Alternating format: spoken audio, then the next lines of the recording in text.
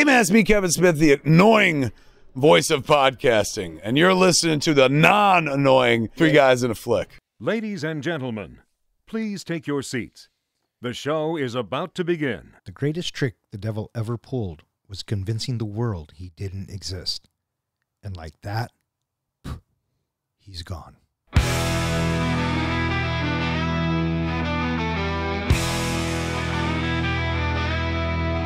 Three guys and a flick with Don, Ken, and John. Dive into the movies well after the dawn. From the good to the bad to the wildly absurd. They give a fuck about films. Their voices are heard. Welcome back. You are listening to Three Guys in a Flick. This is where we review the good, the bad, and the absurd. Tonight's episode, The Usual Suspects. Beware spoilers. Coming to you from a ship docked in San Pedro Bay, my name is Don. And to my right, we have the comic book guy, John. Heidi ho. And to my left, we have the professor, Ken. Hello, everybody. How are you guys doing tonight? Bitchin'. That's a new one. Right on. How about you? I am doing fan-fucking-tabulous. Why are you doing fan-fucking-tabulous? I don't know, I just felt like I was doing fan-fucking-tabulous. What, you want to rain on my parade? No, I was just curious if there was a reason why, and since there is not, I'm going to continue to let you be fan-fucking-tabulous. Well, thank you. You're fucking welcome. Tonight we are talking about The Usual Suspects. The Usual Suspects was the professor's pick. I don't think it was in the Bronco helmet. It was not. And so, hey, Professor, why The Usual Suspects? I thought that it would be nice to have a classic movie that we have been talking about over the course of our years of doing the pod. And as we talk about and we go back and forth with each other of the movies that we've seen, I remember that you and I were both very surprised that John had never seen The Usual Suspects. And so it's always kind of sort of been on my radar. I have a short list of movies that I would like to have us review that are not necessarily in the Bronco helmet. And so this was one of them, and it just kind of sort of popped into my head. Excellent. Well, let me ask you this question. I have said repeatedly before, and Professor just said it, I had never seen Usual Suspects. In fact, I knew nothing about it, and when I knew we were eventually going to do it, I purposely stayed away from it. I didn't know if it was a comedy. I didn't know if it was, a heist movie. I assumed it was some kind of criminal, whatever. I purposely stayed away from finding out any information on this movie. Don, had you seen this movie before? I did. I saw it in 95, and I saw it in the theater. Oh, and did you like it? I loved it. It blew me away in 95. 95. Yeah. I'm highly confident I saw it in the theater as well, but I don't remember per se if I did, but I've seen it many times. It's a classic watch. Yeah. I have to say, last night was the first time I watched it from beginning to end in probably, I would say, at least 10 years. So... yeah, it's been a while for me too. Yeah, so it was an interesting watch for me, to say the least. Released on August 16th, 1995, The Usual Suspects was directed by Bryan Singer, written by Christopher McQuarrie, and it stars Stephen Baldwin, Gabriel Byrne, Chaz Palminteri, Kevin Pollak, Pete Postlewaite, Kevin Spacey, Susie Amos, Benicio del Toro, Giancarlo Esposito, and a bunch of other usual suspects. How'd this movie do, Don? This movie was made for $6 million and brought in $67 million. That's not too shabby. Not too bad at all. For those, though, having, I don't know, were they powerhouse actors back then, or were they all kind of starting out? No, they were all kind of starting out. A lot of those actors go on to become, more famous.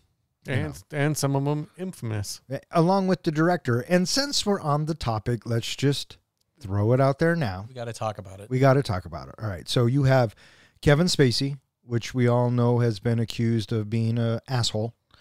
And we also have Bryan Singer, who has been accused of being an asshole and really hard to work with to boot, I guess. Mm-hmm. And he also has legal issues. Yeah, well, and listeners, that's what I mean by when he's an asshole. There's sexual misconduct and just not being a good human being. Well, it's interesting with Kevin Spacey he's got a few sexual cases against him, misconduct cases against him. And I think one of his earliest stems from something that happened on the set. Kevin Pollak has said in an interview that he believes one of the cases was Kevin Spacey hitting on Bryan Singer's boyfriend. Well, there you go, I guess. Yeah, according to Pollak, production was shut down for 2 days. Wow. Yeah. That I didn't know. Which is funny because they so desperately, I mean, they pretty much wrote the role of Verbal for Kevin Spacey. They want him so badly on this production. Absolutely. And I'm sure after that all happened, they probably thought twice. So knowing what we know now, I don't think we need to get into all of the legal issues. We'll just say that they're not very savory characters. Does that lessen the movie for you? And I'm going to throw this at you, Professor, because you've seen it a number of times. Does it lessen the movie at all for you in any way? Sort of. And what I mean by that is, and I'm glad you brought this up because I wanted to talk about this as well. I loved the movie Baby Driver, and I was eagerly seeing it in the theater with anybody who wanted to see the movie. I know, I was with you. When it came out on DVD or Blu-ray, or when it was released, just before that, all of his sexual misconduct charges or allegations are flooding the airwaves. And so by the time the movie came out, I eagerly purchased the Blu-ray, and then I haven't watched it since. And it has made me gun shy to want to watch that movie that I think is such a delightful watch. And sometimes I do have that stigma, I think, that slows me from watching a movie.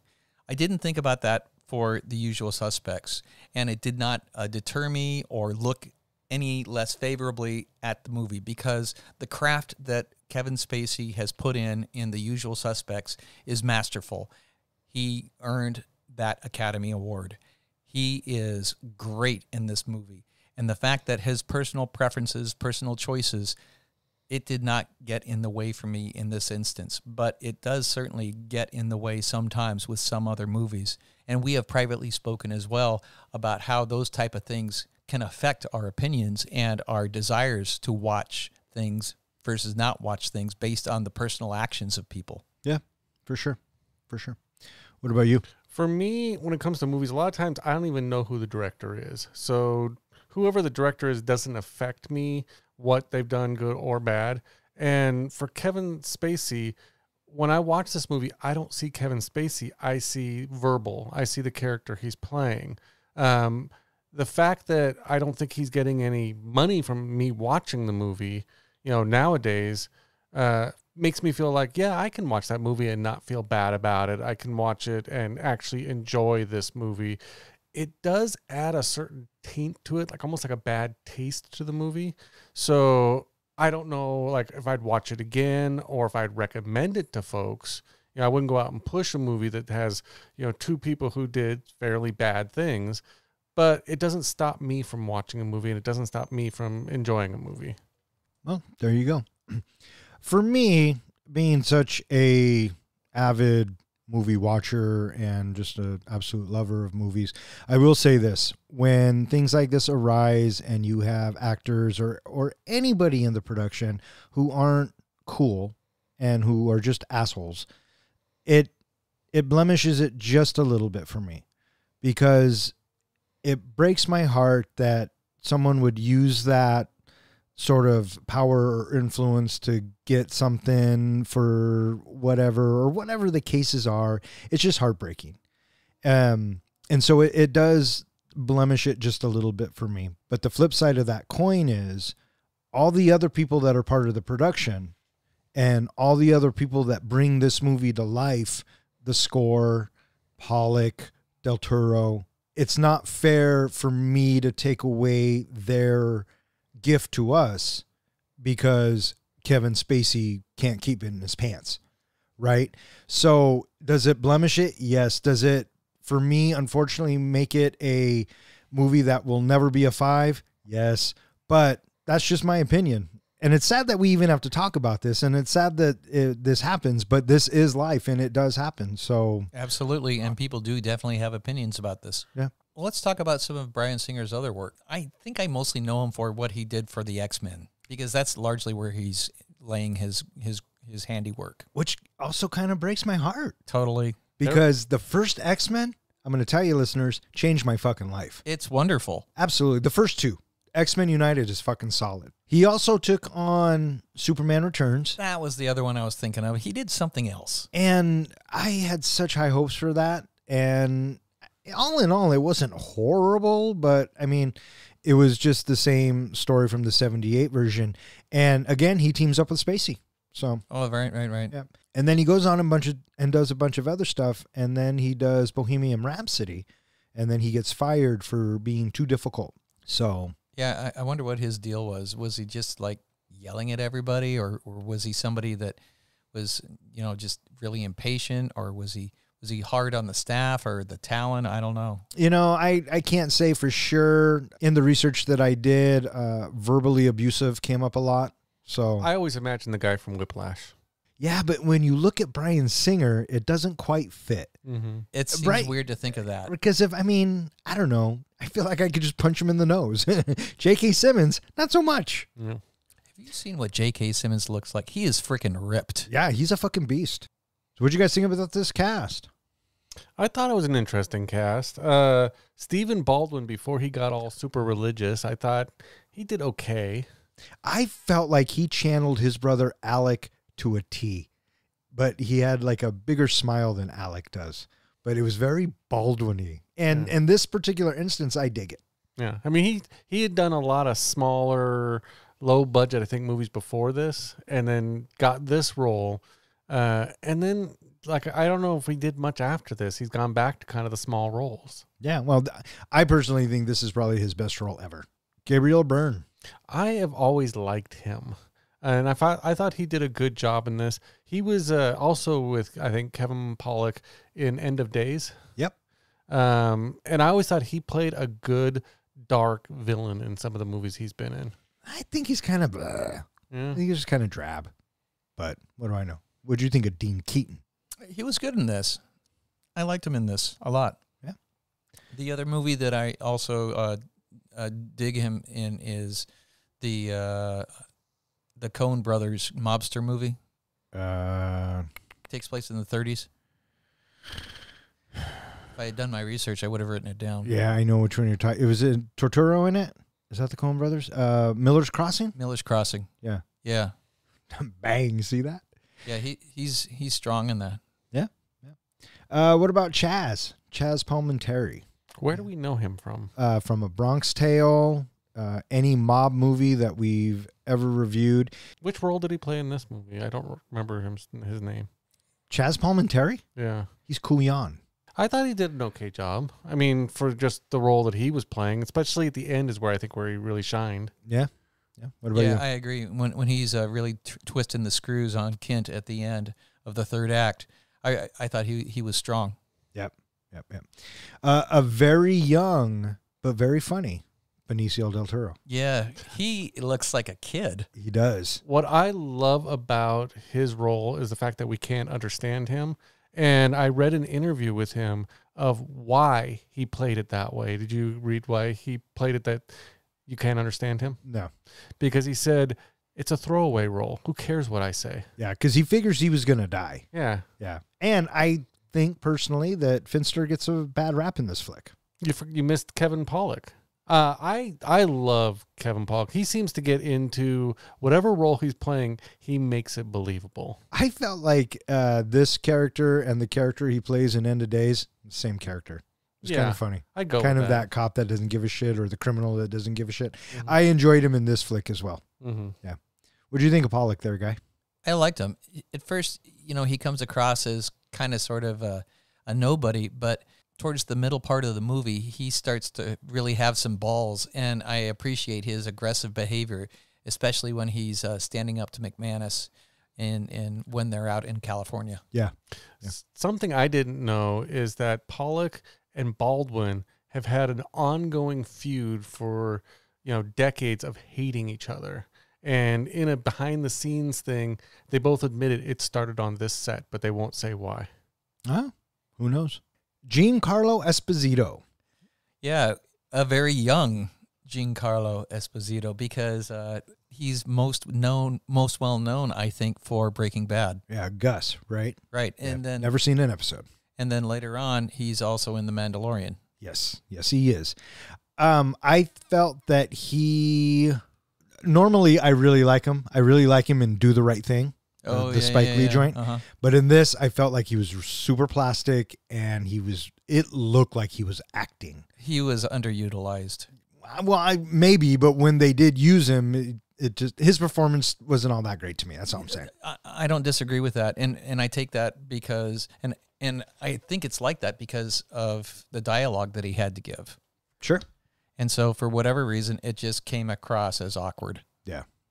What'd you think of Grand Montoff? Normally, just like you were saying, I normally like him a lot. Barely even paid attention to him in this movie. Yeah. The score, John Ottoman. His music that he does in this movie is captivating, and it really helps sell many scenes throughout the movie. We are being told how we're supposed to feel. Yeah, the music was captivating, and it almost was one of the other suspects. It was kind of a character in it. I dug it. What'd you think of it? You know, normally I don't pay a lot of attention to a movie unless it has something catchy or some kind of catchy song. But I did notice that it really did kind of bring in the tension, you know, and kind of drive up the tension at certain parts. Absolutely. So that is something I enjoyed about this movie. Yeah, agreed. He also did X2, Night at the Museum, Valkyrie. Oh, that was another one that Bryan Singer did, was Valkyrie with Cuckoo Pants. Mm-hmm.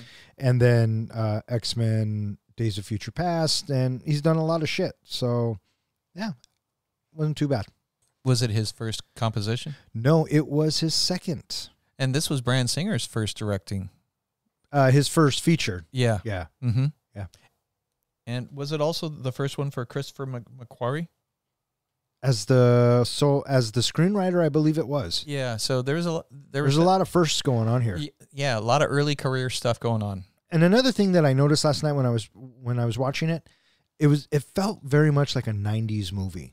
Yeah, what is it that makes it a 90s movie? Because I know exactly what you're talking about, but I don't have my finger on the pulse of that. I don't know. I kind of feel like a lot of movies back then, the characters had a certain confidence about them where they didn't really have, I don't know, like a chink in the armor or a sense of swagger. Yeah, they had a sense of swagger. I'm thinking like Beverly Hills Cop and those kind of movies where they all were just these characters that move forward without any issues. Nowadays, whenever you create a character, you always put some kind of backstory into them. Or baggage. The baggage, that's the word I think I'm looking for. They didn't look like they had any baggage in this movie. Sure. And this is the time and the era. Pulp Fiction's coming out, Reservoir Dogs. You have Robert Rodriguez coming out with Desperado. It's stylized, cool action for our, I guess we'll call them anti-heroes. Mm-hmm. Right, because there are really no good guys in any of these films that I'm talking about. That's a good point. Yeah, good. So I think that represents the 90s as well. Would you say that Kuyan is an antagonist? I don't think he's a protagonist. No, he's definitely not the protagonist. Yeah, he is the antagonist. He is Verbal's, because Verbal is our protagonist because he has a goal. His goal is to get out of the fucking jail. Or get out of the police station. Right. That's what I'm trying to say. Yeah, I would say Kuyan is the antagonist for because sure. He's constantly trying to poke holes, and there's something wrong. There's something off. Yeah. You know, he's like a bloodhound sniffing. Yeah. Well, his whole thing, and they kind of talk about it at the end, is he's dead set that he knows what happens. Now he's just got to make everybody agree with him that he's right. Is it about that time, Don? Oh, yes, boys. It is about that time.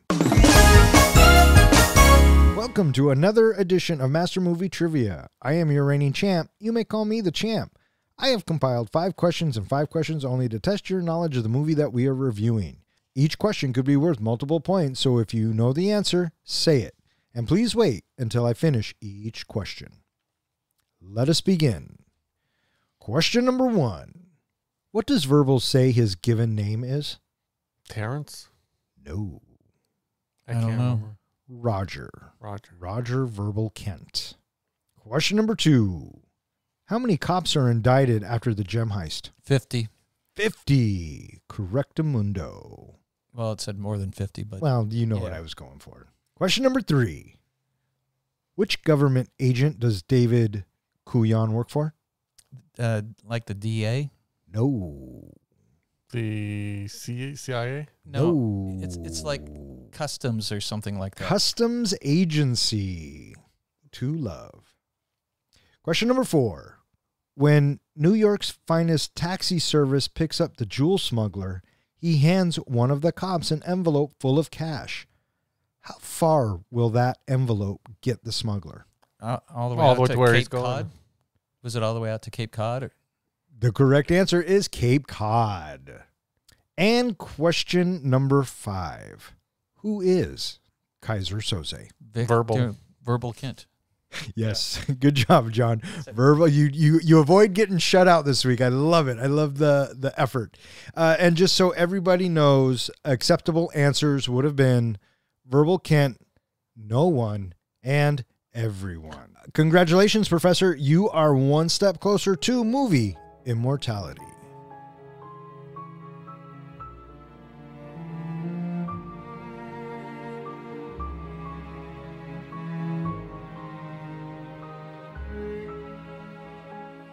Career criminal Dean Keaton lies badly wounded on a ship docked in San Pedro Bay. He is confronted by a mysterious figure he calls Kaiser, who shoots him dead and sets fire to the ship.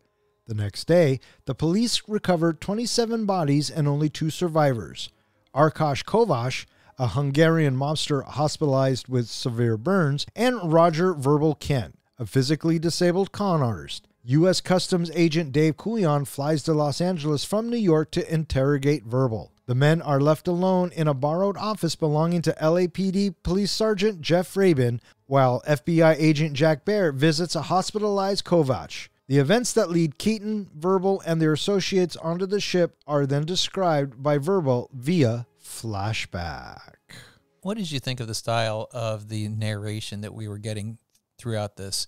The way that he talks, I feel like it didn't feel like he was talking to Kuyan. I felt like he was talking to us, the audience. Yes, I agree. And I want to throw out a caveat real quick.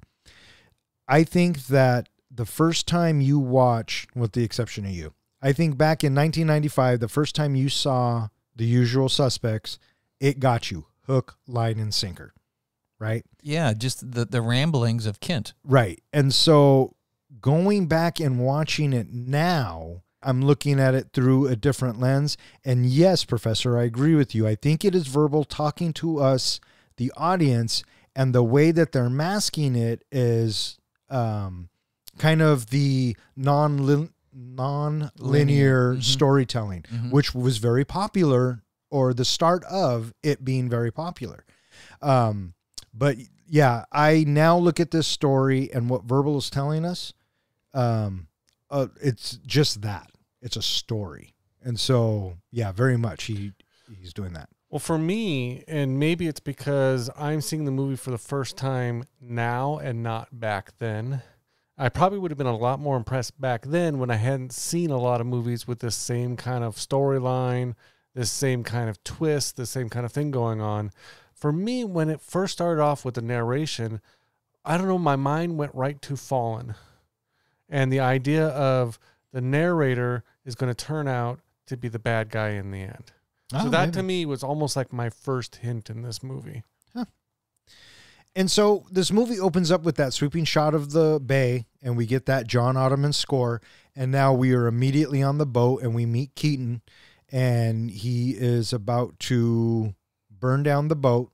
And we see a figure who's standing up on the deck who pisses and puts the fire out. That's pretty good aim. That's what I was thinking. And I was also thinking, God, he's really dripping a lot over the fucking railing. Well, the other thing, too, is to piss that far and to get that fire out, he must have really had to go. I agree. He might need to get those kidneys checked.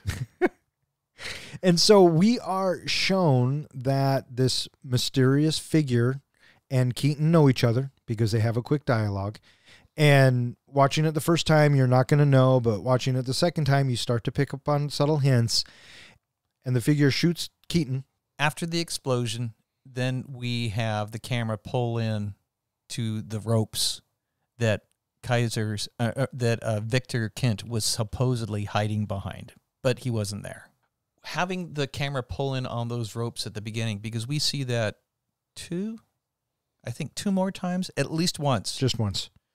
But seeing that, we, the audience, are being told that there is somebody there watching what is happening. You know, and I looked and I looked and I looked and there was nobody there. No, But it's implied that someone's watching for sure. They even filmed it that there was nobody behind those ropes. Now it's the next day, and Verbal is testifying. Now he's narrating for us. And since he's the only survivor, I mean, he's really the unreliable narrator. But he's taking us along. And in the meantime, what's been happening is we've been getting title cards.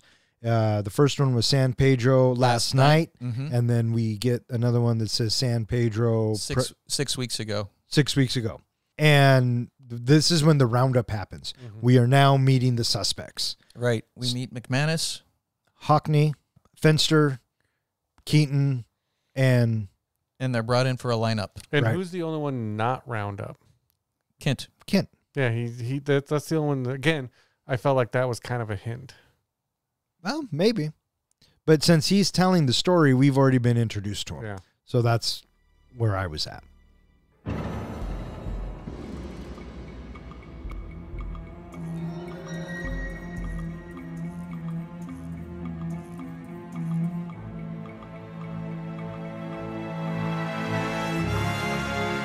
6 weeks earlier in New York, Keaton and Verbal are arrested alongside fellow criminals Michael McManus, Fred Finster, and Todd Hockney, and placed in a police lineup as suspects in a truck hijacking that none of them admits to participating in. Believing the police were unfairly harassing them, McManus proposes they pull a heist to get revenge on the NYPD. Trying to go straight, Keaton initially refuses, but eventually agrees to help rob a jewel smuggler being escorted by corrupt cops, netting millions in emeralds and getting over 50 cops arrested after leaking their activities to the press.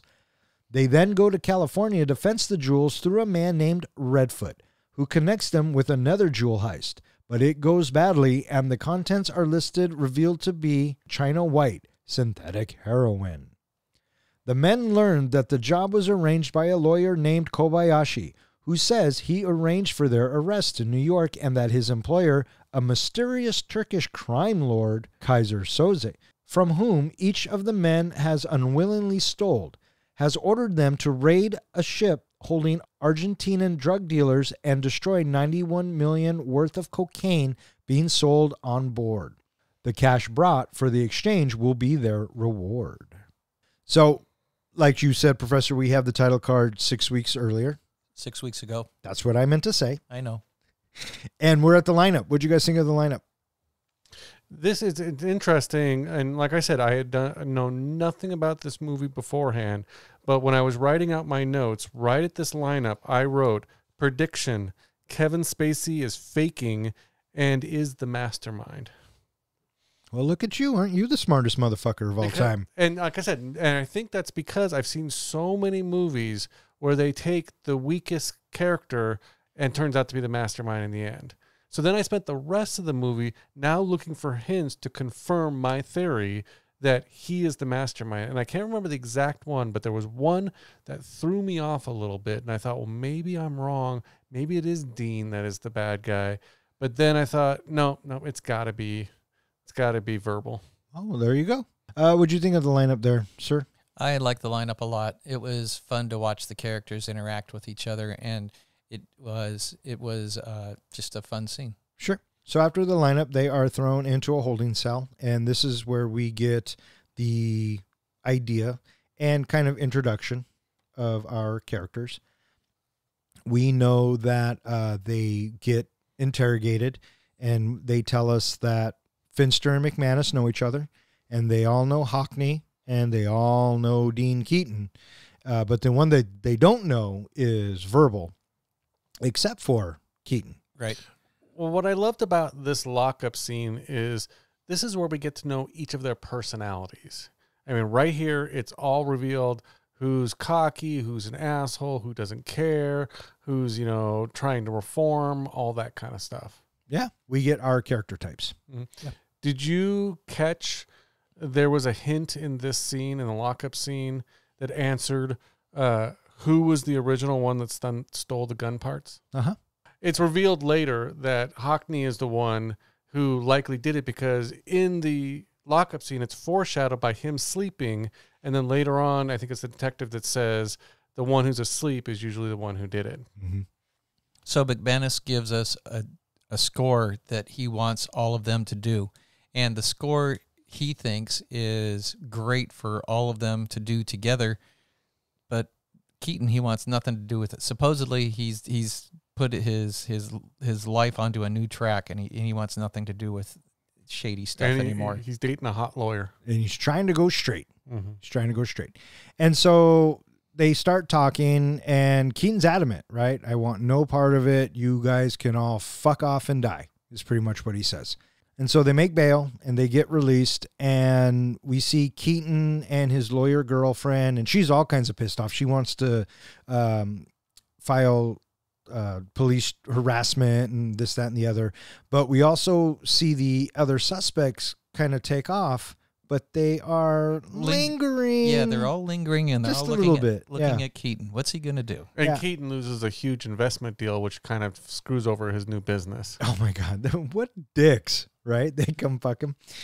And it's at this point, I think, that he isn't sure, but he is strongly considering it. And the camera shows us each one of the participants, and they're all looking at Keaton because they all deep down inside know they need Keaton. We cut to, we're back on the waterfront, and we're looking at a charred body on the dock. He's like, man, look at that. And this is where we meet Jack Baer, the FBI guy. And this is when we're told that 27 are dead and there are 2 survivors, and they have a cripple from New York down at the station. We have another title card, San Pedro, California, present day. Right. But yes, we also get to meet Bear. And from there, we learn that there are 2 survivors. And these 2 survivors, they're going to be critical for our story arc. Right. Right. We know that one is badly burned and is in the hospital, and we know the other one is Kent. And then we have this glorious shot where Bear, he looks around a little bit, and then he puts the cigarette out, and then he walks off, and then the camera goes up over the building to see the Calderon black smoke coming up off of the ship. We are back at the San Pedro police station, and Kuyan is begging Headley. He wants to talk to He wants to talk to Kent. Right, because he flies in. That's right. We get the plane landing, and we get the voicemail of Kuyan saying, I'm going to be in L.A. for a little bit. And we've already met Kuyan back in New York because he's the one that brings in Keaton, and he's the one that has a hard-on for Keaton. Right. And back in L.A., the police sergeant or the police chief, whoever his buddy is. Jeff Rabian. Yeah. He's like, no, man, you can't talk to him. He's making bail in 2 hours. He's out of here. Yeah. But there's an interesting twist here, I thought, when they say, well, he's agreed to talk, but he doesn't want to do it in the interrogation room. He wants to do it in your office. Oh, he didn't want to do it in his office. He just wouldn't do it in the Yeah, interrogation room because he was going to get recorded. Yeah, and so I think that Kent didn't want to talk to anybody, but he eventually acquiesced because of the concession of being in the office. Sure. Here's my question, and he brings it up several times. He's got immunity from another court case or something, and he can walk out at any time. Why didn't he? Because he has to post bail. That's what he's waiting for. Is that the whole thing? Yeah, it has to process through. Mm-hmm. Oh, It's 'cause like he said- it's like a credit card charge clearing. I thought maybe he didn't want to lose his immunity. He didn't want them. He wanted to give them something that they might believe. No, he doesn't give a fuck. He's gone. He does this, and here's the big twist of The Usual Suspects. He does this just to fuck with the cops. That's what I think too. This is all just a fucking story. Did you catch when? And this might be jumping a little bit farther ahead, but when he first came into that office and they kind of left him alone for a sec, he was looking at all the boards and all the articles on the walls, and that's where he got his whole story from. Yeah. Yeah. Absolutely. Yeah, and so Jeff, he's like, why do you even want to talk to him? There's 27 people dead. There's $91 million worth of dope that's not there. Why? Everybody's dead. Right. And Kuyan doesn't believe it, but he mostly wants to know, is Dean Keaton dead? Yeah. Well, the whole thing I think he wants is, how can I connect this to Dean Keaton? He's going to basically go after Verbal and anybody else he has to, so he can prove it was Dean Keaton. We flash over to the hospital, and Bear, he's over there, and it turns out that this guy is starting to talk, but they don't know what he's saying. Well, we got to get some sort of an interpreter in here. And then we cut back to, now we have Kent sitting in the office, drinking his coffee, looking at the boards. And we are 23 minutes into the movie now, and this is where it gets going. Kent gets brought into Rabin's office, and immediately he asks Kuyan for something to drink. And Kuyan's like, later, and he kind of goes into, you know, I used to dehydrate as a kid, blah, blah, blah. And what's happening here is, I think that Kent is completely fucking with Kuyan. I like how he talked about, you know, being dehydrated and his piss came out like thick and solid. Yeah, yeah. And now if you go back and watch the piss scene, in the research I did, people say, oh, it looks all thick and gooey. And I watched it and I went, no. Does it? No. So Kuyan, he starts up pretty quiet, tame. You know, you got total immunity. That's a really good deal. And, you know, he starts trying to talk to him. And then with that, you know, Kent, he just kind of sort of starts chattering. He even gives the reason, you know, why they call me Verbal. Yeah, because he won't shut up. Mm-hmm. And so, yeah, this is, I guess, the beginning of the story, or from here on out, it's all bullshit. Right. Because he is such the unreliable narrator. Right. Because, you know, we have Kuyan saying, why don't you, now, what happened after the lineup? And then right there when he's saying that, we are zooming in slowly on Kent, but he is taking a drink and he's adamantly staring at the bottom of the coffee cup. Yup. But it's a good push-in. Everybody's released, and then this is the bit that we have everybody staring at Keaton. Right. And then after this bit, Verbal shows up at Keaton or the lawyer's house or whatever. He shows up to talk to Keaton, and he's begging Keaton to be part of this because the other guys won't let him in unless Keaton's involved. Yeah, and this, you know, looking back, there's a couple things going on here. One, Keaton is now kind of wanting to be involved because his legit business has now crashed because of this arrest that's been happened and the, you know, information coming out about him. And the second of all, Verbal Kent needs everybody to play their part if he's going to get his master plan to work at the end. So he has to get Keaton in. Yeah, well, we don't even know if this is truly the master plan. This is all bullshit. That's what I'm saying. Exactly. Back, yeah. So, I mean, Maybe it happened, maybe none of it happened. Exactly. But what we're being told, that Verbal needs Keaton. And so Keaton's in, and they talk about... If there's no killing. And that's what Keaton says. He says, are we going to do this? And Verbal says, McManus wants to go in shooting, but if we do it my way, no killing. And so they start to talk it out, and now we get the robbery. We get a brief review of New York's finest taxi service. What'd you guys think of this bit? Fun. Yeah? It reminded me a lot of Heat. Yeah, that's kind of what I was thinking. It reminded me a little bit of that. Yeah. Do you know what was cool about the emeralds they stole? They were real. Yeah, there was a jewelry store that actually let them use real emeralds. Yeah, that is pretty cool. So they get away. They go back to their clubhouse, and and McManus is talking about his fence. Redfoot. And Hockney's like, when's he coming here? And McManus is like, no, I go to Redfoot. And now Hockney's pissed. Like, he doesn't trust McManus. He doesn't trust any of them. Exactly. And he's like, fuck you, dude. We're going too. And that's when Keaton's like, yeah, well, I guess we got to go. But before he leaves, he goes to see Edie. Yeah. He's dying to say goodbye. And then I like how Verbal keeps going, we're going to miss the plane. She'll understand. Yeah. We got to go. We're going to miss the plane. And so now they are in California, and this is where we get to meet Redfoot. And what'd you guys think of this whole bit? You know, I understand that this is to propel the story forward, but some of it felt like, was it even needed? They could have just said, this is what we have to do next. Yeah, well, that's what he was kind of doing, because it's all bullshit. Oh, that's what and honestly, that's right there. You're calling it out. I was going to talk about this later. That's what bothers me a little bit about heist movies, is that Doesn't matter what came before. All that matters is the last 5 minutes, because that's where the twist, and that's what we're told.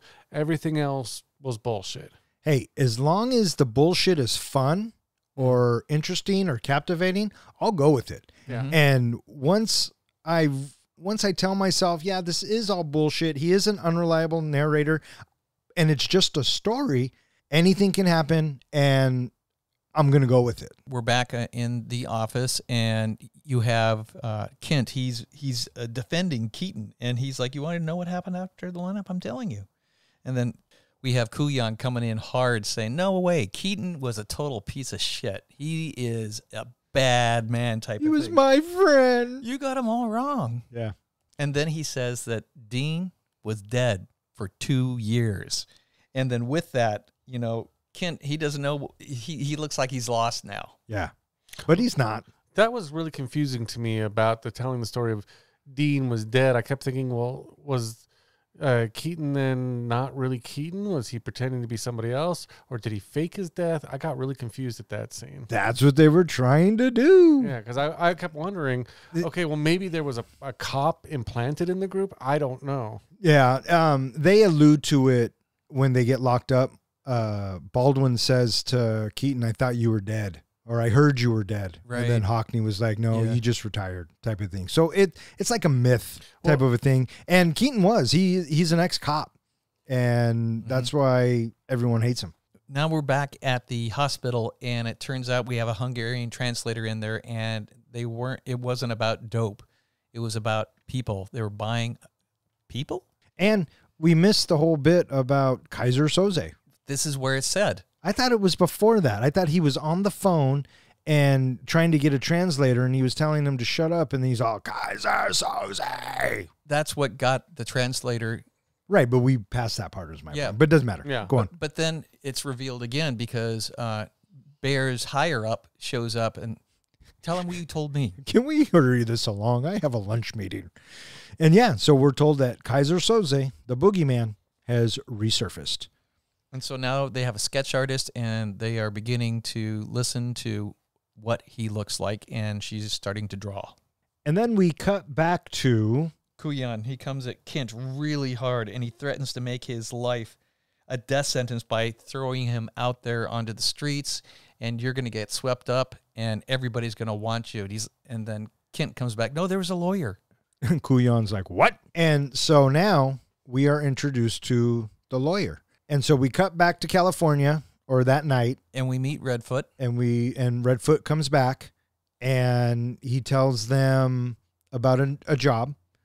And Yeah, he's got another job for him. right. And what's the job? And Keaton's like, no, man, one and done, and I'm out, right? I really dug the way McManus looked during this. Yeah, yeah.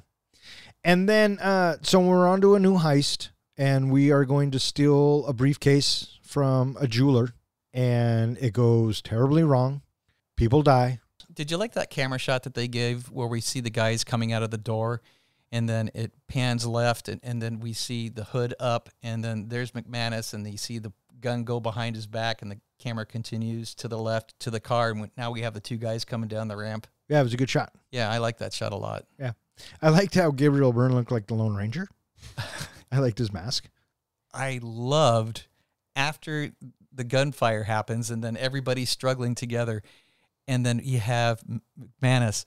He's tracking. He has one gun, and he goes down. He picks up the second gun, and then he's going back and forth, left, right, left, right, left, right, left, right. It was so fun watching him tracking what's happening, and then when do I do it, and then finally pulls both triggers at the same time, and both of the bad guys drop. What a lucky fucking shot. Man, that was so cool. Yeah. So cool. And then the guy who has the case still won't give it up, but Keaton doesn't want to fucking kill him. Mm-hmm. But Verbal does instead. And so Yeah. they get the case. And that was surprising. Yeah. Well, there it shows too. I felt like that scene was we're supposed to start suspecting there's more to Kent than has led on, because he seems like the meek, just con man. Well, now he's a cold-blooded killer.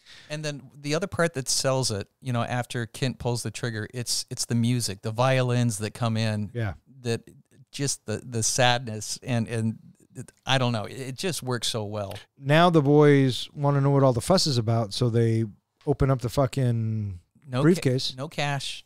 Yeah. But it's all China white. So they meet back up with Redfoot. Words are said.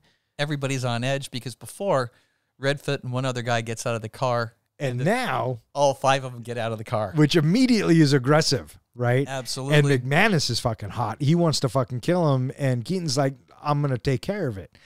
And so they start the dialogue. And Redfoot's like, hey, man, some fucking lawyer put me up to this. So I don't know what the fuck you're talking about. You know, funny, he wants to meet you. Yeah. And so here we find out that there's a lawyer and he wants to meet with the usual suspects. And now this is where we're introduced to Kobayashi. I am Mr. Kobayashi. I have been asked by my employer to bring a proposal to you gentlemen. 1 job, 1 day. He does not expect all of you to live. But those of you who do will have $91 million to divide between you in any way you see fit. I like this scene. I like how it's put together. I like Kobayashi, but just the way it breaks down, I had a lot of fun with it. Mm-hmm. Because it shows us very quickly that you're not going to fuck around. And what happens immediately afterwards? Who's your boss?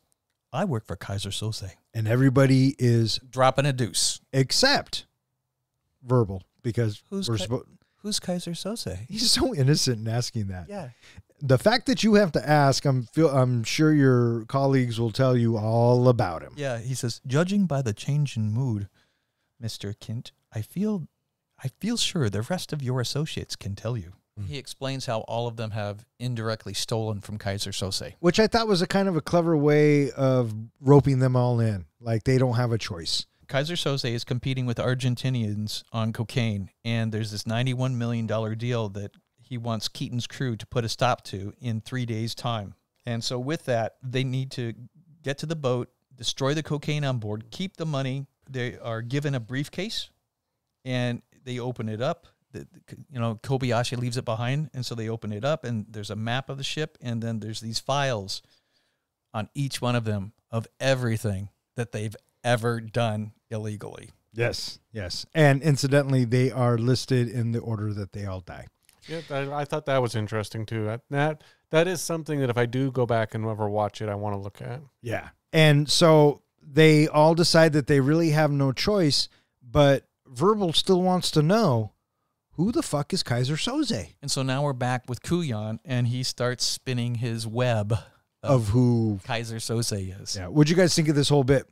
Oh, I love the camera work. The camera work as he starts to do it, because it starts to slowly pan around Kint.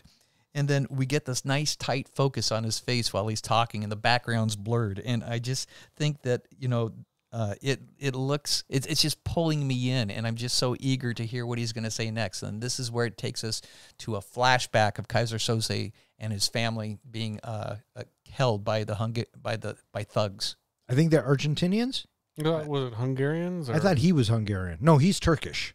Something. Yeah, he's Turkish, I think. Yeah. Anyway, we are told the story that Verbal was told and believes about who Kaiser Soze is. The one I believe. Yeah. And so we are shown in a flashback that some fuckers came in and took Kaiser Soze's family hostage because they wanted his drug empire. It's always about drugs. And to prove their point and to prove how serious they were, they killed one of his kids in front of him. And so what does Kaiser Soze do? He kills his wife, daughter, and one of the thugs, and lets the other thug leave. So he can go back and tell the story. So he can spread the word. Then he showed these men of Will what Will really was.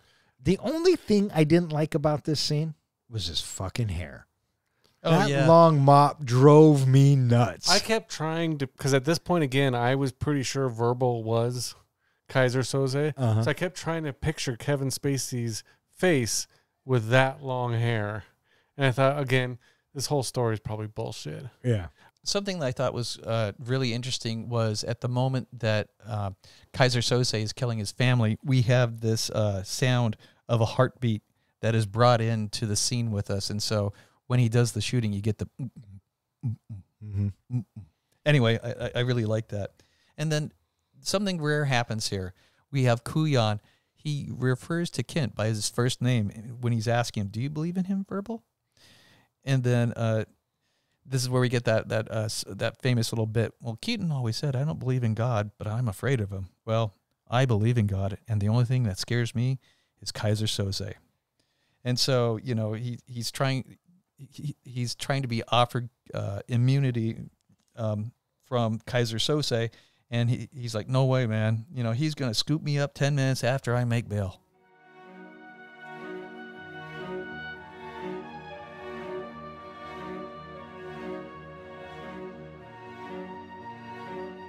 During Kuyan's interrogation, he learns that there was no cocaine on the ship, and Soze was seen on board.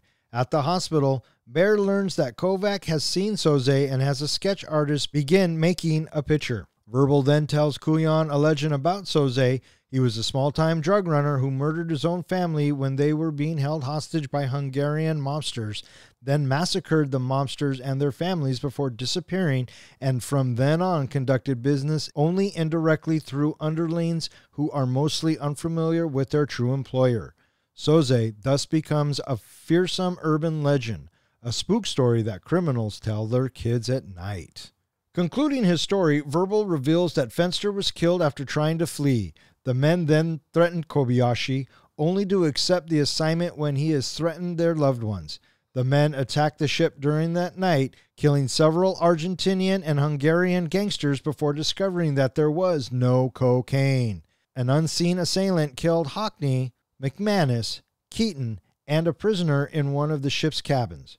The mysterious figure then sets fire to the ship as Verbal looked on from a hiding place on the dock. So we have been told that Fenster, he decided to bail, left him a note, wished him luck. And then Kobayashi calls and he tells them where they could find Fenster. And we have our first suspect dead.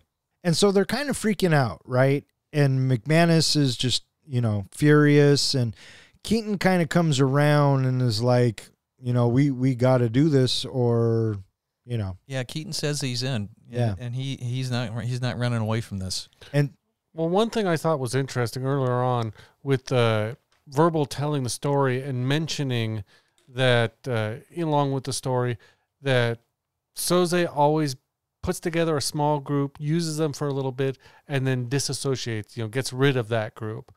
Right there, it takes me right back to the beginning of the movie of this is exactly what's happened. A small group has been put together, and whichever one of them is the mastermind is going to do away with them at the end. Yeah. With Fenster dead, the boys decide to go pay Kobayashi a visit. And so they kidnap him. They threaten to kill him. And I kind of like how Kobayashi is so nonchalant about it. She's upstairs in my office for an extradition deposition. And before that, he's like, before you kill me, yeah, if you will, just humor me. Edie's upstairs, and you might want to think twice, fucker. And then, yeah, he takes him upstairs and proves that Edie's there doing the lawyer thing. And that man has not left her side and will not leave her side while she's here, taking care of her. Right. And then we'll find out that, Keaton, I cannot only just get to you, but, everyone else has loved ones, and they are all in our sights. Yeah, he starts it so innocently. Now get some rest. The boat will be ready for you on Friday. If I see you or any of your friends before then, Ms. Finneran will find herself the victim of a most gruesome violation before she dies. And indeed will your father, Mr. Hockney, and your Uncle Randall in Arizona, Mr. Kent. I might only castrate Mr. McManus's nephew, David. Do I make myself clear? Yeah, a little bit. So the guys, they go and they stake out the boat, and they want to see what they're up against here. And so they discuss logistics and, most likely certain death for them. And here we go. And then, bam, it's nighttime, and we're at the ship. And we have McManus on the roof with a rifle. Hockney is running around planning explosives, and Kent and Keaton are held up until they're taking a view and seeing what's what. And this is where Keaton tells Kent, stay here. Yeah, and tell Edie. Right. explain to Edie, take Right. the money, Right. blah, blah, blah. Yeah. Yeah. You know what's interesting about this whole thing is they talked about how you didn't expect most of them to live and that they're probably going to die. They all would have lived if it wasn't for Kaiser. Kaiser, didn't he kill them all? Yeah. I thought that was kind of an interesting. And then there was also a scene that was cut from here, which was, it makes a little more sense how the movie ended and everything, is that Keaton actually went and set up a bunch of like bombs and barrels and things like that with the gasoline and stuff poured all out. And so that's why there was that whole gas leak with him with the lighter. The lighter was supposed to be a big scene that they were going to blow up the ship from what he had set up. Oh, there you go. So Keaton approaches the group on the docks and they start talking, and the timer on the bomb that Hockney planted begins. And then once that bomb goes off, you got McManus, bam, bam, bam, bam. And they shooting everybody. They are making their way onto their ship after Hockney, He scores the money, and then holy shit, he gets shot which came out of nowhere. out of nowhere. And now we cut back to Kuyan. McManus. Oh, Cuts back to Kuyan, and he's like, "Why didn't you run?" I froze up. And then we have more from the FBI intelligence regarding Kaiser Soze, and so I think Bear feels like that Kaiser Soze is close based on this new information that he's getting. And so Kuyan, he runs back and he confronts Kit, and he's like, "There was no dope on that boat." And then with that, you know, we see a scared man in the in a bathrobe on the ship, and Keaton, he's closing in. He's down in the hull of the ship, and then we get a shot back to the scared guy, and the door opens up, and the deckhand, he's like, "Stay quiet." And then the guy, he's scared shitless. "He's here. I know he's here. That's him. I'm telling you, that's him. I know he's here. I'm telling you, it's Kaiser Soze." So we have this lull and gunfire, and you have this ominous music and the camera work. I really felt alone and scared as we are looking around, because there's nobody around. There's no more gunfire, and it's like, man, this is kind of creepy. And so, I don't know, I just thought that was really cool. But then you get McManus and Keaton, they meet up, and there's no fucking coke. McManus leaves Keaton. He says, "Man, I'm out of here." And we have Kent, he's running to the ship. And then it cuts back to the petrified guy in the robe. And you have this first-person perspective camera work moving below deck. It's, you know, and I think it's alluding to the fact that this is supposed to be Kaiser Soze. And so we click to the petrified man back again, and the deckhand opens the door, but then he falls forward with that massive head wound, and then the shadow falls onto the bathrobe guy, and, you know, "I told them nothing. I swear I told them nothing, please." he dead. Yeah, you get that shot of the outside portal, and you hear the gunshot and splatters the glass, and there's a second shot. And we just back away from that window with very ominous music playing. Right. And then the very next shot we get, it's Kent, and he's looking anxiously around. And then we cut to Keaton, and he's above deck, and he waves to Kent. And then this is where McManus walks out in sort of strange way. Because he dead. And then after McManus is dead, Keaton gets shot, and he falls down, and now we are back to the beginning of the movie. Yeah, he got shot in the back like a punk. I mean, you shoot a guy in the back, that's pretty shitty. Hey, man, this guy shot his wife and kids just to prove a fucking point. So shooting Keaton in the back probably was no big deal. And according to the way the story is being told now, Kent, he was up at the van. He found Hockney on the ground, and he's up at the van, and he's watching supposedly Keaton being killed. Right. And then we get Kent running behind that barrel of what we thought someone was behind. Bunch of big tires. Yeah, but but when they filmed it, he stops. Right. There's actually the camera continues on. There's a quote here that I really liked when the interrogator asks him, you know, "Why didn't you shoot Kaiser?" And he says, "How do you shoot the devil in the back? And what if you miss?" Yeah, it's a good one. So Kuyan says, "You saw a man in a suit with a slim build." And he's like, wait a minute. I don't have a minute. And then things get a little rough, and Kuyan pushes Kent to tell him what he knows. I did see Keaton get shot. He's telling the truth, at least on this. He did see Keaton get shot. Assuming Keaton got shot. Well, he shot Keaton is what That's what I'm they're getting saying. at. So Oh, he yeah. knows Keaton got shot. Yeah. But the Kuyan is pushing for the fact that Keaton didn't get shot because Keaton must be Kaiser Soze, so he's just faking his death again.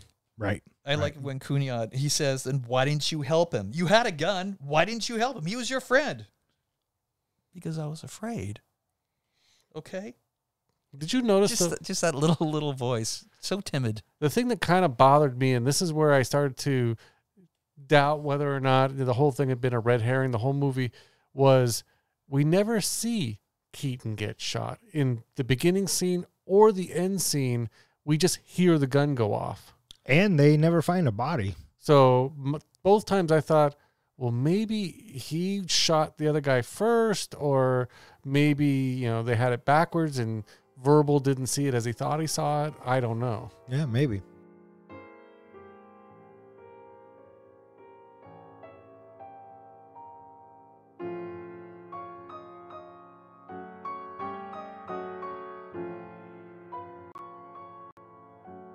Kuyan deduces that Keaton must be Soze, as the prisoner killed on the ship was Arturo Marquez, a smuggler who escaped prosecution by claiming that he could identify Soze.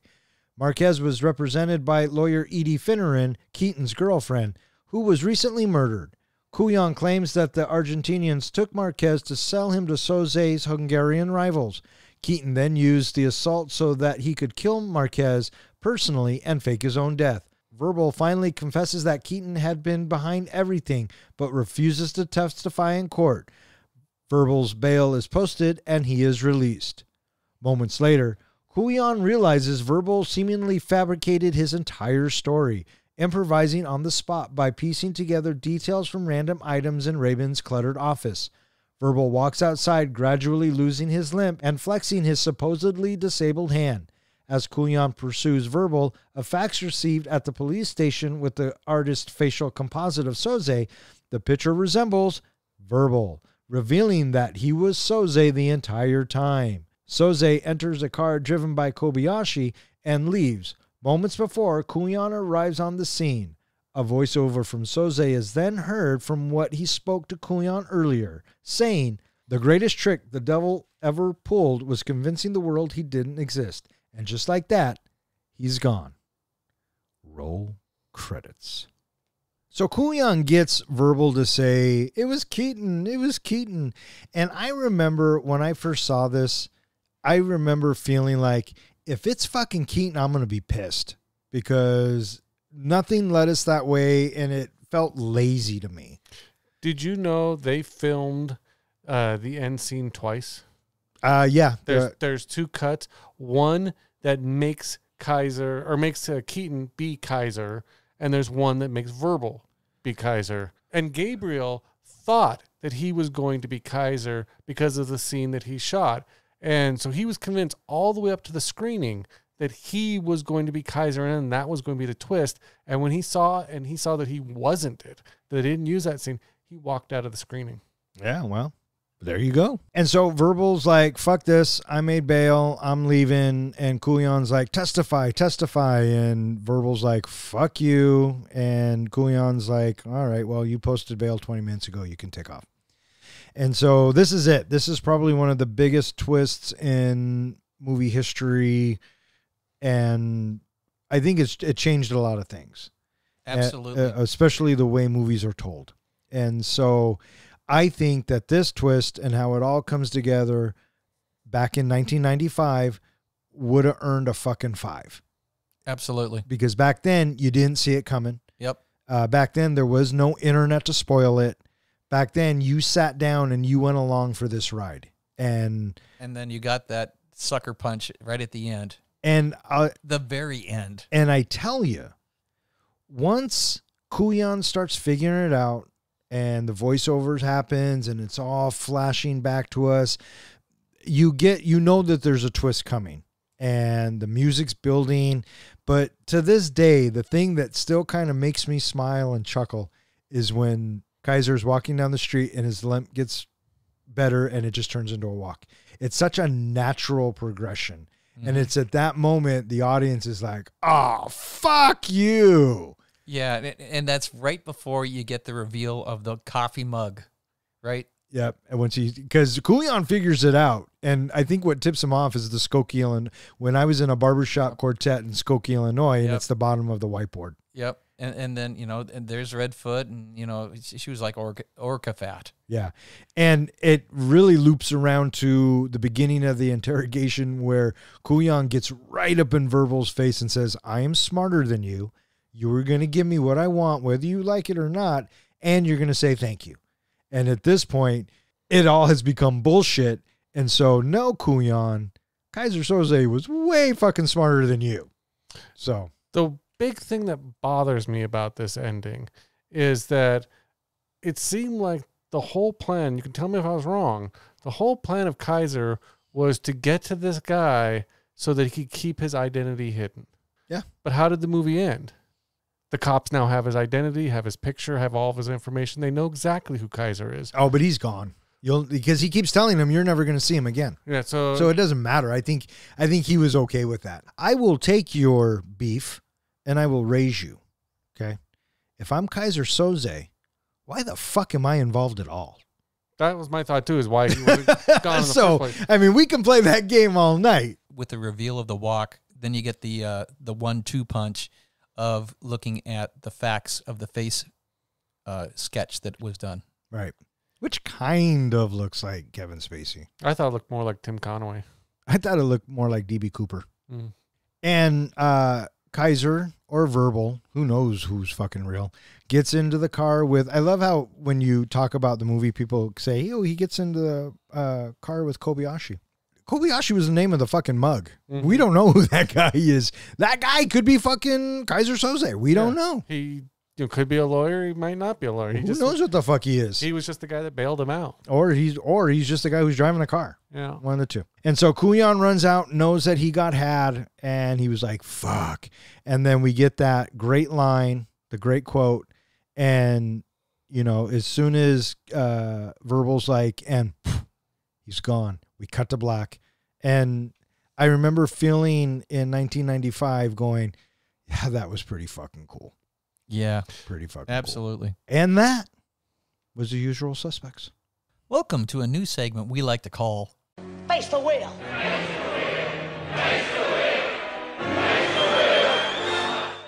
The premise is simple. I will spin the wheel and whatever category comes up, John and Don will apply it to the movie that we are currently reviewing. Now, once they have presented their idea to me, I will decide the winner of this week's wheel.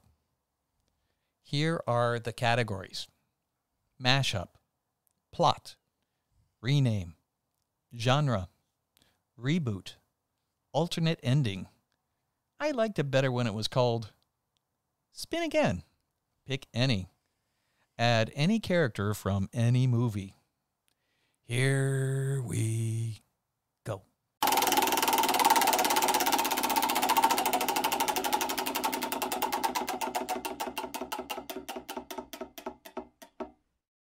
Biggity bam, mash it up, bitches. Mash up The Usual Suspects.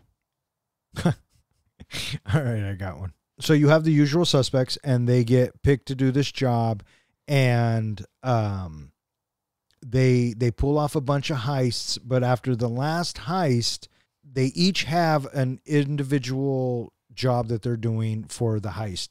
And after their job is done, they keep getting killed until ultimately there was one left who was Verbal, but who isn't really verbal. He's actually a fucking maniacal madman. And the only one who can stop him is the Dark Knight. So I am mashing up the Dark Knight with The Usual Suspects. My mashup is going to be the same, The Usual Suspects, but I want to mash it up with a court case style movie. So I'm going to mash it up with A Few Good Men, but it's not a military related thing. It's mostly the whole movie is going to take place in the courtroom as Tom Cruise and Kevin Bacon are trying to get the actual story. We're getting flashbacks from the testimonial from each of the usual suspects telling their part of the story.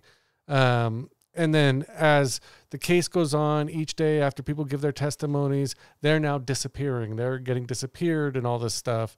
And so we get down to finally just Verbal, and Tom Cruise character is trying to get him to admit that Keaton is the one who was behind everything, and finally breaks him in the last moment to get him to admit that Keaton was behind it all. Keaton, called for the code red, basically. He did it all. He was the guilty. He was the mastermind and everything. And nobody can find Keaton because Keaton has disappeared. So they finally say, okay, now we know exactly who we have to go for. Keaton is the guilty one. We have to go find him.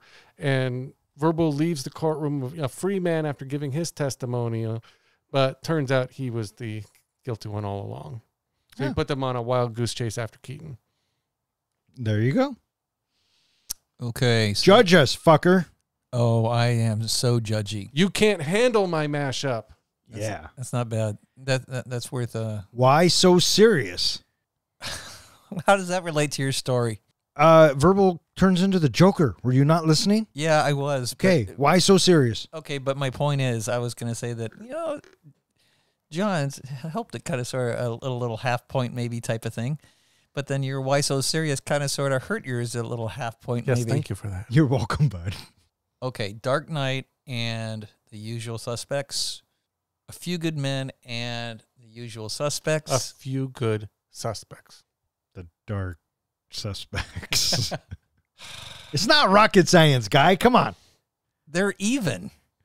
Oh. He just likes Batman and the Joker. He does. They're- I know how to tickle his taint. Which, if you had to go see either movie this weekend, which one would you go see? He'd see both. Oh, he'd go see Batman, I'm sure. But he'd see both. I'd go see Batman. All right, so you know what? The point goes to both of you. And there you have it, listeners. That concludes this week's Face the wheel.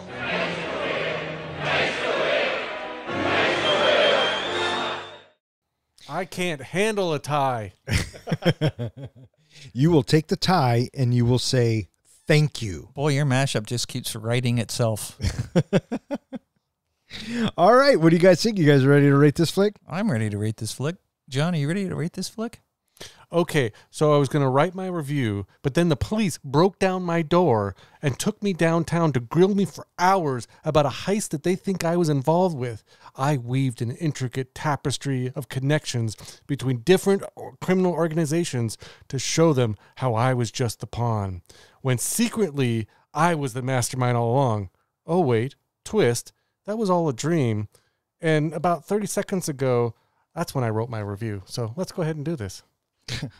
All right. Hey, Professor, how do we do our ratings? We do our ratings on a scale of 1 to 5 fucks. 5 fucks is a movie that we think is cinematic gold. A 1 fuck movie is a movie where you get done watching it and you're like, I'm never watching that again. And what's a 0? A 0 fuck movie is a movie where you get done watching it, you turn to your buddy and you say, oh, for shit's sake, what the hell? Why would you make me watch? I want 1 hour and 46 minutes of my life back. Or in other words, we just don't give a fuck. Yeah, it's my movie, so I need to go first. Well, there you go, buddy. All right, The Usual Suspects. It's been several years since I've seen this movie, but it was equally satisfying as the last time that I watched it. It is a delightful watch for me. I think that the story writing is superb, and I think that Kaiser Soze is an iconic movie character in the world of movies. You have people that are known, Darth Vader. Who's another one that's big for me? Chili Palmer. I love that character. And he's from Get Shorty. Oh, yeah, I know who Chili Palmer is. There are some characters that I think are just brilliant characters. But Kaiser Soze is definitely a name that is forever enshrined in my head as, just this wonderful twist at the end of the movie that we have in the reveal that Verbal Kint is Kaiser Soze. It blew my mind when I saw it the first time in the theater. I think that the camera work in some of these scenes is done beautifully. I love the musical score that helps accentuate the tone and the mood that the audience is supposed to be feeling. The characters are wonderful. McManus, at first I wasn't that big of a fan of him as he started the movie, but as we got into the movie and we got more of him, I really dug his character a lot. Keaton, I thought that's probably Gabriel Byrne's best role. I really like him. Hockney, this time around, I really liked the character a lot more than I had in the past. Kuyan, I thought that he was great. I loved Kobayashi. These characters are so interesting to watch, and I don't think that this movie has tarnished my experience, although you do have Kevin Spacey in there. I think that he is a wonderful character in this movie, and that's what I look at him as. I don't look at him as Kevin Spacey. I look at him as Verbal Kint. And with that, I feel comfortable giving this movie 4.25 fucks. 4.25 fucks from the professor. All right, who's going next? I will. I went last time. And you're going to go last this time. Well, okay then. All right, go ahead. You're going to make me cry. Do you want me to go next? What did I just fucking say? You said you were going to cry. I didn't catch anything. Oh, dude, can you hear? Are you paying attention? Are you with us tonight? I wasn't listening. I didn't think so. All right, buddy, go ahead. Before I do, would you like to guess my rating? Sure. Let's say that you were going to give The Usual Suspects 3 fucks. Final answer? Final answer. Okay, then. Starting off with the positives that I liked about this movie. First of all, it's iconic. I tried to find movies that had a similar twist to this movie to see, did this movie steal the idea from other movies? And really, this type of twist I could not find before 1995. There's a ton of movies that have done this similar twist afterwards, but this seems like this was one of the movies that, as I think, Don, you said earlier, this is a movie that pioneered this kind of twist direction for future movies. It also had a very strong ensemble cast, clever dialogue. I thought the dialogue was great. And there is a rewatch, type value in this movie, in that if you weren't looking for the clues the first time like I was, now you can go back and watch the movie and see all the clues that will tell you ahead of time, yeah, Verbal is the guilty guy. Verbal is Kaiser Soze.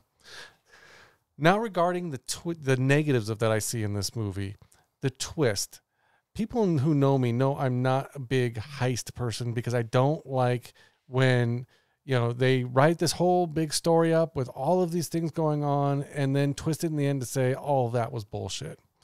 This movie was very reliant on the twist, and it kind of does diminish the overall experience for me, as well as repeated viewings. I don't see a reason to go back and rewatch this movie because I know the whole movie's bullshit.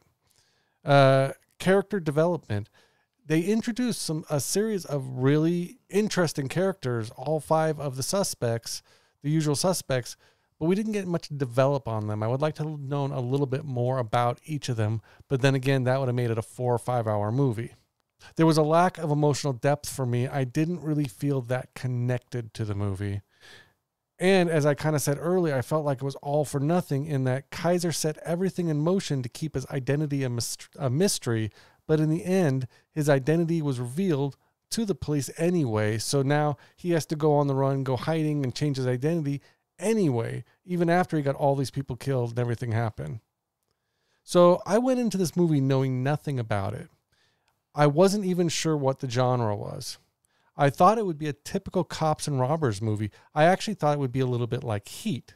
When we are introduced to the characters in the lineup, I wrote down, as I mentioned earlier, that Kevin Spacey was faking it and he must be the mastermind.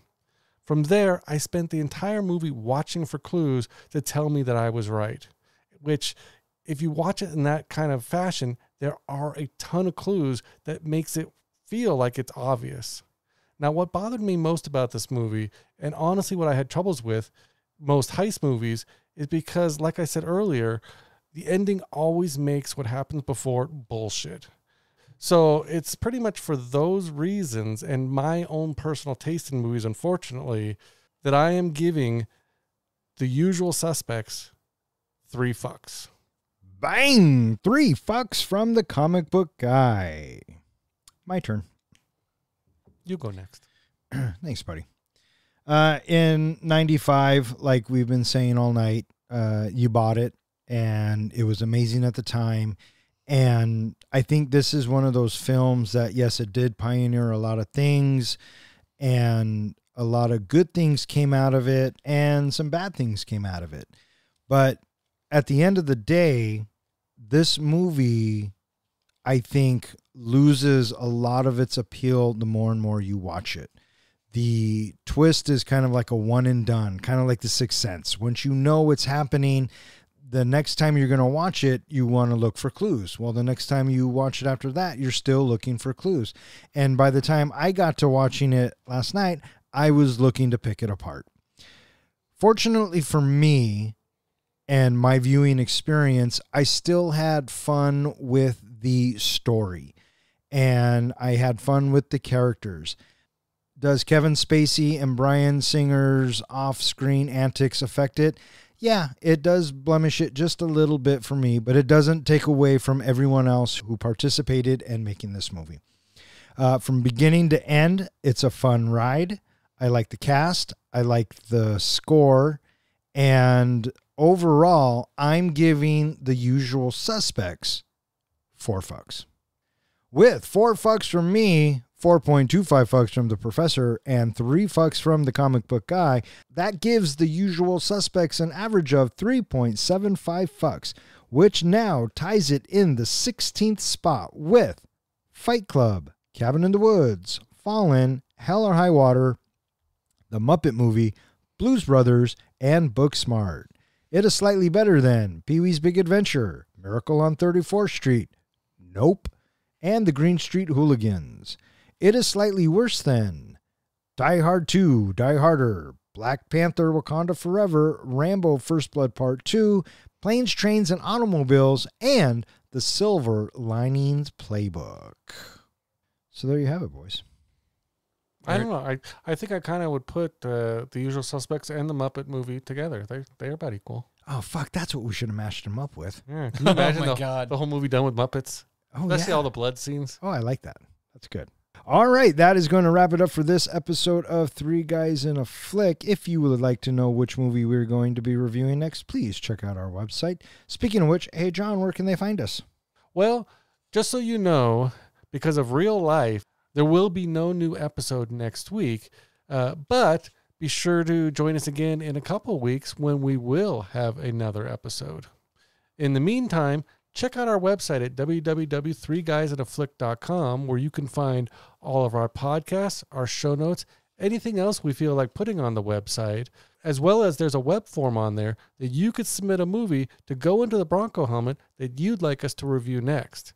You can also find us at all of social media, as well as any place that hosts podcasts. And while you're listening to us, be sure to give us a comment, give us a like, definitely subscribe to our podcast if you're new here, as well as give us a rating. We would love to hear from you. All right. I just want to thank anyone who listens and who has suggested a movie. If you keep listening, we'll keep recording. For Three Guys in a Flick, I'm Don. I'm John. And I'm Ken. Thanks for listening.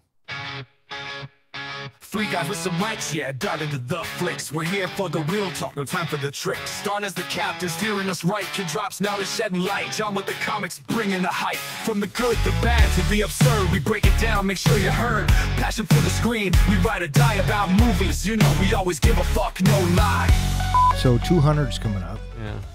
We did Jaws, which I feel like you guys did. Was that 100? Will you fucking let me fucking finish, for fuck's sakes? Fuck that guy. I forget. Do you like Jaws 1 or 2 better? Or do I have to wait for the show? Maybe I'll have to wait for the show. The fuck is wrong with you? 2, man. Give me the keys, you cocksucker. Give me the keys, you cocksucker. Give me the keys, you cocksucker. Tonight we are talking about The Usual Suspects. The Usual Suspects. Sex bucks. Oh, we wait, have our yeah, board it's name? coming, dude. I got a couple for you. And listeners, just so you know, The professor is a fuck. What am I trying to say? I don't know. Like you were saying, is that verbal needs Ken. Mm-hmm. The greatest trick the devil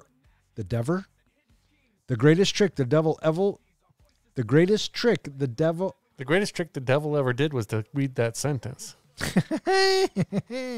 Fucker. 46 minutes of my life back. Or in other words, we just don't. Oh, and what's a zero? Uh, Did I already say that? Your lifetime batting average right now is sitting at 760. Oh, hey, it went up. Yeah. Nice. Pretty fucking solid. Nice. For this year, though, your batting average is 423. Oh, that's horrible. I think I messed up this season's batting average. Let me crunch the numbers again. I did mess up. This season's batting average is 702. Oh, fuck, that's way better. All right. Now's the time. How many you got? 1. Okay, how many you got? 4. All right, go ahead. The unusual butt sex. I like that one. The unusual butt sex. Go. The usual sexperts. The usual sesperks. The usual cum specs. The usual syphilis. The usual ass ailants. Assailants. Get it? Ass ailants. The usual sex addicts. Audience, if this is one of your favorite parts, go ahead and just share it in the comments what you would think would be a good porn name for this one. Or if you want us to stop, you can tell us that too. All right. May all of your days and nights be filled with happiness. All right. Fuck off. Good night. Keep the passion alive.